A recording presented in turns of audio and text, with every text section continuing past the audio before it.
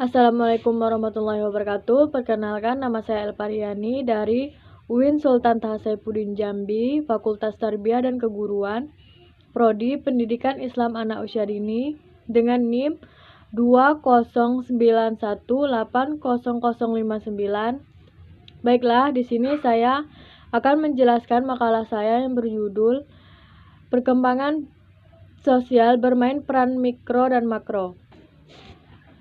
Bermain peran mikro dapat meningkatkan kemampuan berbicara anak.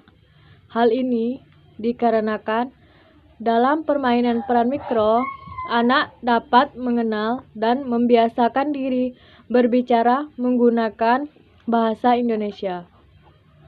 Melalui kegiatan yang menyenangkan dengan cara bermain, bahwa bermain peran disebut juga simbolik atau main drama. Sangat penting untuk perkembangan kognisi, bahasa, sosial, dan emosi pada anak usia 3-6 tahun. Selanjutnya, permainan ini merangsang kecerdasan anak dalam berekspresi.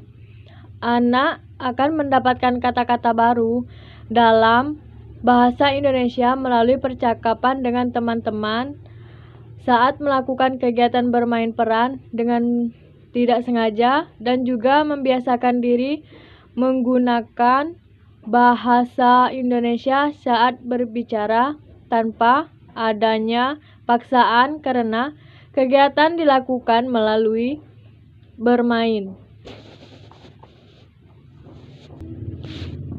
Bermain adalah media yang tepat untuk mengembangkan aspek yang dimiliki anak, termasuk juga aspek perkembangan bahasa. Permainan sangat mendukung pertumbuhan dan perkembangan anak, termasuk perkembangan bahasa, yaitu yang pertama, permainan dramatik. Anak menggunakan pernyataan-pernyataan peran, infleksi, dan bahasa komunikasi yang tepat.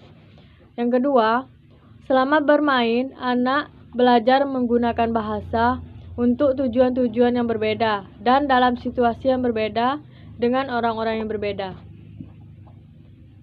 Yang ketiga, anak menggunakan bahasa untuk meminta alat bermain, bertanya, mengekspresikan gagasan atau mengadakan dan penerusan permainan. 4. Melalui bermain, anak dengan berekspresi kata-kata, suku kata, bunyi, dan struktur bahasa. Bermain peran mikro adalah suatu kegiatan yang dilakukan dengan memerankan tokoh-tokoh tertentu dengan menggunakan alat bantu yang sesuai dengan peran yang ditokohkan, seperti sebagai guru, maka anak berpura-pura memakai baju dan berikut dengan papan tulis. Bermain peran mikro, makro, atau lebih terarah kepada bermain sosiodrama dengan melibatkan banyak anak dan menggunakan ruangan space yang cukup luas. Selanjutnya, sebagai pendidik, kita harus meningkatkan kemampuan interaksi sosial anak secara optimal. Kemampuan interaksi sosial anak dapat distimulasi dan dikembangkan dengan menggunakan berbagai metode. Salah satunya, metode yang digunakan adalah dengan cara bermain peran.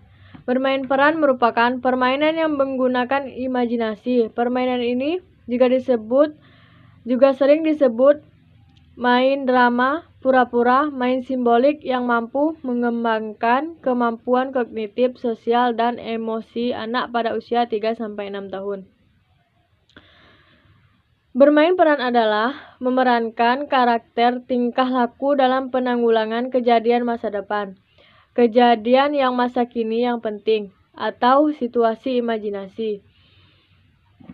Adapun kegiatan bermain peran menurut Dini dalam Hariwati dan Khotimah 2006, anak belajar berbicara sesuai dengan peran yang dimainkan. belajar mendengarkan dengan baik, dan melihat hubungan antara berbagai peran yang dimainkan bersama. Keunggulan dari kegiatan bermain peran mikro dapat mengembangkan aspek yang dimiliki anak. Melalui permainan peran, anak akan belajar cara berkomunikasi dengan orang lain, belajar bekerja sama dengan temannya, dan menyesuaikan diri. Dengan menggunakan bermain peran makro, anak dapat menjadi tokoh yang sesungguhnya, yang diinginkan oleh anak untuk bermain peran.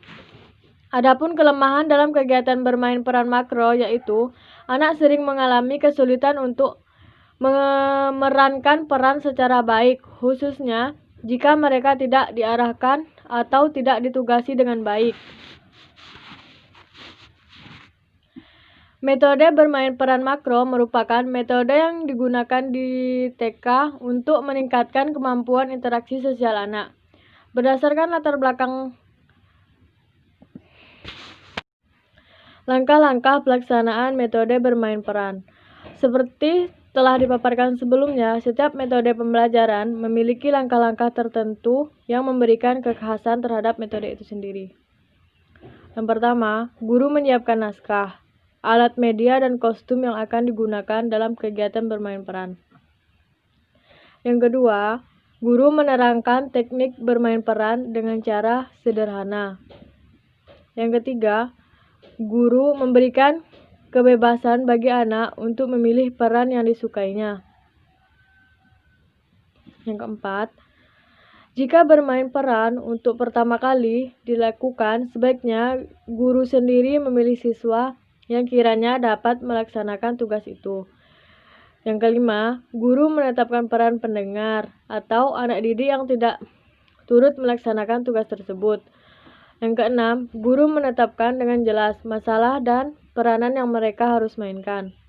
Yang ketujuh, guru menyarankan kalimat pertama yang baik diucapkan oleh pemain untuk memulai.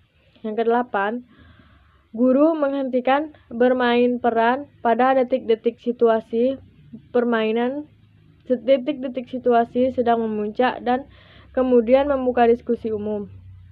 Yang terakhir, sebagai hasil diskusi, kadang-kadang dapat meminta kepada anak untuk menyelesaikan masalah itu dengan cara lainnya. Baiklah, hanya itu penjelasan dari saya tentang bermain peran mikro dan makro. Saya ucapkan terima kasih. Wassalamualaikum warahmatullahi wabarakatuh.